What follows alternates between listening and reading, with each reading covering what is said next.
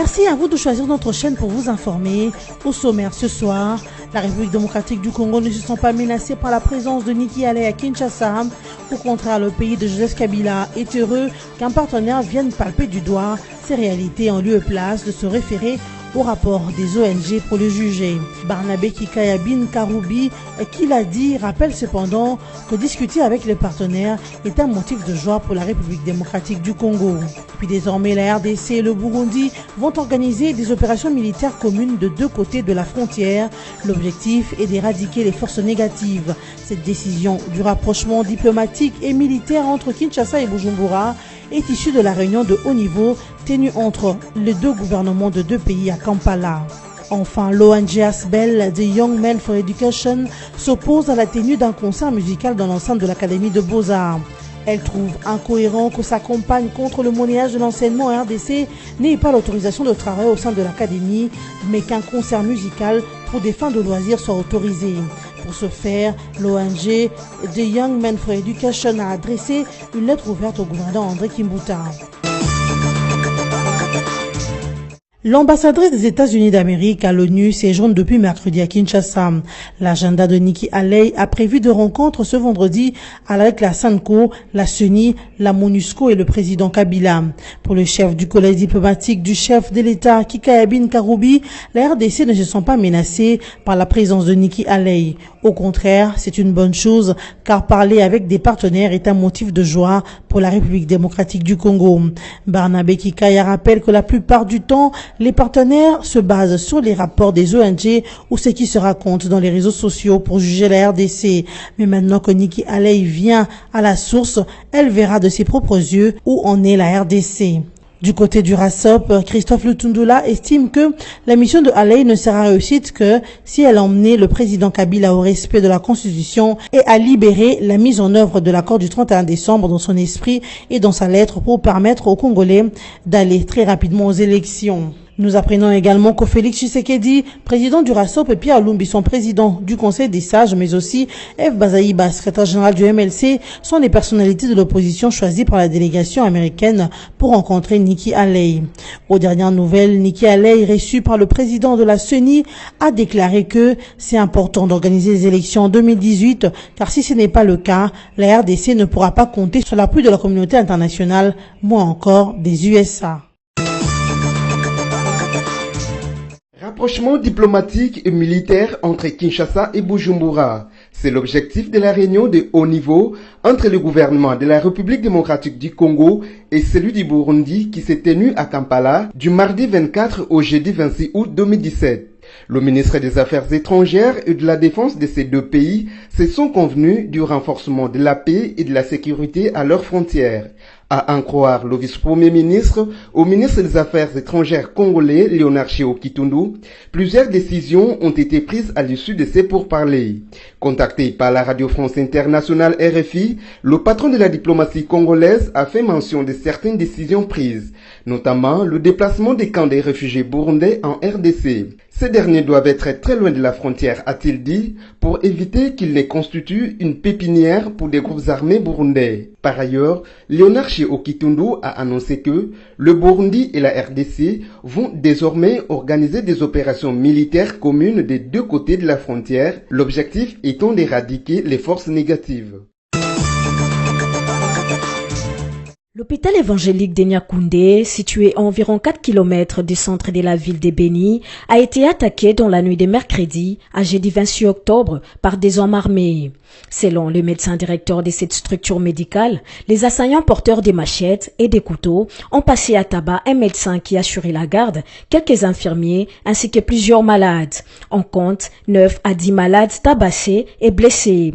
Beaucoup d'autres malades venus de la salle d'opération se sont échappés. À leur passage, ils ont emporté plusieurs médicaments et une somme d'argent importante, regrette Baraka Mandro, médecin directeur de cet hôpital. Depuis, les services de sécurité mènent des enquêtes pour mettre la main sur ces assaillants, auteurs de ces actes ignobles. Cérémonie inaugurale ce vendredi 27 octobre 2017 de l'université Mapon dans la ville de Kindu, au Maniema. Cet alma mater, portant le nom et appartenant à l'ancien Premier ministre Matata Ponyo, vient redorer l'image des bâtiments universitaires en RDC. Construit pendant au moins 7 ans, l'université Mapon, certes, évitera aux diplômés d'État du Maniema et ses environs, notamment Nord et Sud Kivu et du Sankuru, de se déplacer vers Kinshasa ou ailleurs pour poursuivre leurs études supérieures. Deux facultés orientées vers l'emploi direct sont organisées à l'université Mapon, que sont l'informatique et les sciences de l'ingénieur, d'où l'appellation de l'université de haute technologie. Un choix des enseignants au standing international des universités parfaitement bilingues, anglais et français, a été fait pour l'université Mapon. Déjà, 300 premiers étudiants sont inscrits pour la phase préparatoire de l'année académique 2017-2018. L'université Mapon a été inaugurée par le ministre de l'Éducation Steve Mbikai en présence de plusieurs personnalités que sont le gouverneur du Maniema Pascal Tutu Salumou, le vice-premier ministre de l'Intérieur Ramazani Chadari, la présidente de la fondation Mzee Laurent Désiré Kabila, la presse de Kinshasa et d'ailleurs, bien évidemment en présence de lui-même Matata Ponyo Mapon. La devise de l'université Mapon est « La connaissance libère et la discipline élève ». Une visite guidée du site universitaire a clôturé la cérémonie inaugurale de l'université Mapon. Il est prévu ce samedi 28 octobre 2017 à l'Académie de Beaux-Arts un concert musical organisé par la société de communication Vodacom. Cependant, la tenue de ce concert est protestée par l'ONG ASBEL, The Young Men Association for Education, pour dire Association des jeunes pour l'éducation. Pour des raisons de rentrée académique, cette dernière a été interdite d'organiser ses assises dans le cadre de sa campagne de lutte contre le monnayage de l'enseignement RDC dénommé École les Amombongote. À sa grande surprise, Vodacom Congo a obtenu l'autorisation de produire un concert dans l'enceinte même de l'Académie de Beaux-Arts qui, semble-t-il, a débuté les cours. Cette protestation de cette ONG IMAE est exprimée par une lettre ouverte adressée au gouverneur André Kimbuta Yango. Ces jeunes estiment que la tenue du concert au détriment d'une campagne éducative qui permet aux jeunes et autorités de réfléchir sur des solutions à trouver aux problèmes qui gangrènent la société congolaise ne corrobore pas avec la loi.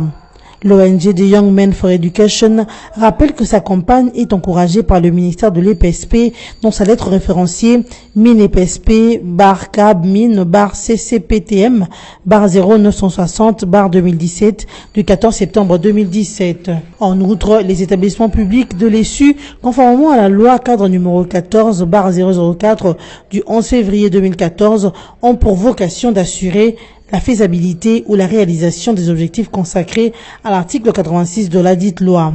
Pour l'ONG The Young Men for Education, cette attitude de l'Académie de Beaux-Arts, qui consiste à négliger une demande venant d'une organisation éducative de jeunes, vient fouler aux pieds de manière délibérée la volonté politique du chef de l'État qui, à chaque discours prononcé devant le Congrès, convie la jeunesse à conjuguer des efforts pour la cause de la patrie. Nous vous rappelons les principaux titres de ce journal. La République démocratique du Congo ne se sent pas menacée par la présence de Niki Haley à Kinshasa.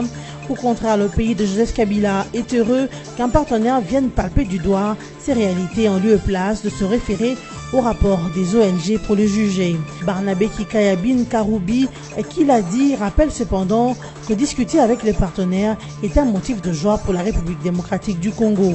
Puis désormais, la RDC et le Burundi vont organiser des opérations militaires communes de deux côtés de la frontière. L'objectif est d'éradiquer les forces négatives. Cette décision du rapprochement diplomatique et militaire entre Kinshasa et Bujumbura est issue de la réunion de haut niveau tenue entre les deux gouvernements de deux pays à Kampala. Enfin, l'ONG ASBEL, The Young Men for Education, s'oppose à la tenue d'un concert musical dans l'enceinte de l'Académie de Beaux-Arts. Elle trouve incohérent que sa campagne contre le monnayage de l'enseignement RDC n'ait pas l'autorisation de travailler au sein de l'Académie, mais qu'un concert musical pour des fins de loisirs soit autorisé. Pour ce faire, l'ONG The Young Men for Education a adressé une lettre ouverte au gouverneur André Kimbuta. Ainsi nous terminons ce journal. Merci de nous avoir suivis.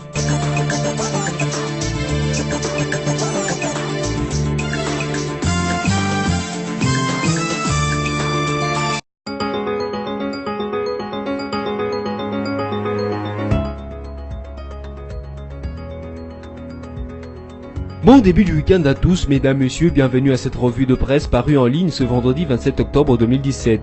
Ouvrons cette revue de presse avec Forum des As qui titre à sa manchette « Tête à tête, Joseph Kabila Niki Halei aujourd'hui à Kinshasa ». L'agenda de l'envoyé spécial de Donald Trump en RD Congo prévoit aussi des rencontres avec les acteurs politiques, la Synco et la CENI. Une rencontre Joseph Kabila Niki Halei est prévue ce vendredi 27 octobre à Kinshasa. Avant de reprendre son avion pour New York, l'envoyé spécial du président américain Donald Trump en RD Congo devra s'entreprendre avec les différents acteurs politiques dont ceux de l'opposition. L'agenda de Niki Halei prévoit également d'autres rencontres avec les responsables de la CENI et de l'épiscopat catholique. Déjà dans l'opinion, ces séries de contacts annoncés de l'ambassadrice des États-Unis à l'ONU avec des différents acteurs politiques en RD Congo charrient bien des interrogations. Selon que l'on soit de la majorité présidentielle et de l'opposition ou de la société civile, chacun y va de sa lecture personnelle et de ses spéculations. De quoi le président Joseph Kabila et son hôte vont-ils parler ce vendredi? Mystère, du moins pour l'instant. Cependant, des analystes avisés anticipent pour dire que la situation politique actuelle en RD Congo sera sans doute au centre du tête-à-tête entre Joseph Kabila et Niki Halei. Cette hypothèse paraît la plus plausible quand on tient compte du contexte politique dans lequel intervient la mission de l'émissaire de la Maison Blanche en RD Congo. La vérité, c'est que l'ambassadrice des États-Unis à l'ONU est arrivée en RD Congo à un peu plus de 2 mois dès l'horizon de décembre 2017. Cette échéance sonne en principe la fin de la transition politique issue de l'accord du 31 décembre 2016 et l'organisation des élections. Poursuivons cette revue de presse avec Congo Virtuel qui titre « Kinshasa-Washington, les griefs de Congo à Donald Trump ». Venue toute menaçante et donneuse de leçons, l'émissaire américaine va devoir répondre devant les Congolais de la responsabilité des États-Unis dans l'implication des financements des conflits à l'Est depuis la décision de Donald Trump suspendant les lois Dodd-Frank prises sous Obama et qui obligeait les entreprises minières cotées aux États-Unis à signaler tous leurs minéraux du sang pour empêcher que leurs revenus de la vente de ces minéraux ne servent à financer les conflits armés. Depuis lors, Donald a facilité ses financements en entretenant l'opacité. Le séjour depuis mercredi 25 octobre 2017 à Kinshasa de l'ambassadrice des États-Unis est présenté comme un moment de transmission d'un message fort de Donald Trump. On ne parle pas trop de Washington aux autorités congolaises en matière de démocratie et de droits de l'homme par rapport au processus électoral. Les états-majors politiques et de la société civile s'y fondent en tout cas beaucoup d'espoir pour voir les choses évoluer selon leurs souhaits, parfois extrémistes, des renversements du régime en place. Niki Halei aura certainement été pour beaucoup avec le propos qu'il a diffusé au départ de Washington, taper du poing sur la table et revoir les conditions de l'aide américaine pour le continent. À travers cette mission, ajoute-t-elle en substance, Washington entend voir de progrès réalisés sur la voie de la démocratie dans la lutte contre les violences ainsi que sur les questions humanitaires, sans quoi Washington pourrait suspendre son aide financière, menaçait-elle. Cela après avoir fulminé suite à l'élection de la RDC pour siéger au Conseil de sécurité des Nations Unies. Bouclons cette revue de presse avec actualité.cd qui écrit RDC, réunion préparatoire entre autorités et experts de l'ONU avant une descente au Kasaï. Une première réunion entre les autorités congolaises et les experts de l'ONU pour enquêter sur les violences au Kasaï et le double meurtre des experts Michel Sharp et Zaïda Catalan a eu lieu ce jeudi 27 octobre à Kinshasa. Présidée par la ministre des Droits humains Marie-Ange Mushebekwa, la réunion a connu la participation de l'auditeur général de l'armée, le général Pondé, les auditeurs principaux de provinces concernées par les violences dans l'espace kassaïen, l'ambassadeur de la RDC en Suisse, ainsi que les représentants des ministres de l'Intérieur et de la Justice. Je réitère la volonté au nom du gouvernement de la République de coopérer avec l'ONU pour permettre la manifestation de la vérité dans tout ce qui se passait dans le Kasaï, a dit Marie-Ange Mushebekwa, ministre des Droits humains. Pour sa part, l'auditeur général de FRDC, le général Pondé, a fait un état des lieux de procédures judiciaires enclenchées contre le présumé milicien Kamina Sampou impliqué dans les violences dans le Grand Kasaï. Selon l'auditeur général, 120 dossiers ouverts, 203 dossiers en cours à l'auditorat militaire de garnison, 12 dossiers judiciaires devant le tribunal de paix des garnisons, 320 insurgés sont exécutés à la procédure judiciaire entamée. Vous allez travailler et rencontrer toutes les personnes intéressées dans ce dossier. Vous ne serez influencé par qui que ce soit et il n'y a pas des interférences politiciennes dans ce dossier, a lancé la ministre des Droits humains aux experts de l'ONU qui devront se rendre le 31 octobre prochain dans le Kasaï. C'est la fin de cette revue de presse et merci de nous avoir suivis.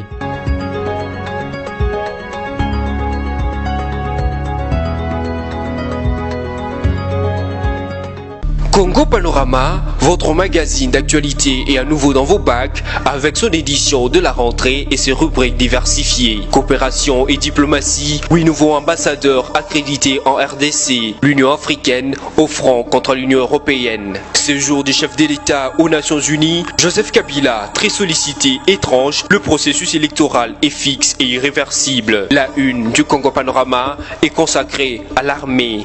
Réforme de l'armée, le FARDC en puissance. Votre magazine revient aussi bien sur le monument aux soldats congolais qu'à l'inauguration de l'académie militaire ainsi qu'aux différentes sortes de régiments et bataillons après leur formation. Économie et finances, découvrez nos articles sur la réforme fiscale en RDC, l'évaluation de la feuille de route du FPI, les performances de la SONAS au premier semestre 2017. En société, Maman Olive Lembe revient au chevet des enfants malades. Il est sur tous les fronts. Éditorial signé Yvon Ramazani. L'éditorialiste révisite les actions du chef de l'État qui aura joué aux démineurs aussi bien sur le plan de l'économie que de la sécurité, la politique, la réconciliation au Kasaï. Congo Panorama, c'est également une édition surprise spéciale Congo Central, une province qui se modernise. Découvrez les investissements et innovations comme le nouveau bâtiment du gouvernorat. Découvrez également l'interview bilan du gouverneur Jacques Mbadou et cet éditorial qui lui est dédié par Yvon Ramazani. Il a osé. Congo Panorama,